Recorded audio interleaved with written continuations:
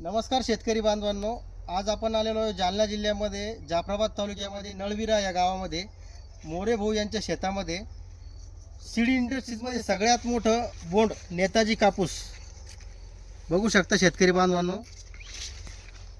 5 पाकळ्याचं बोंड. हे बघा, जबरदस्त नेताजी. खरं शेतकऱ्यांचा म्हणायला गेला तर पॉलिटिकल नेताजी नव्हे तर शेतकऱ्यांचा नेताजी. सगळ्यात महत्त्वाचं खानदेशच नव्हे तर मराठवाड्यात सुद्धा नेताजीचा खूप चांगल्या प्रकारे बोलबाला झालेला आहे.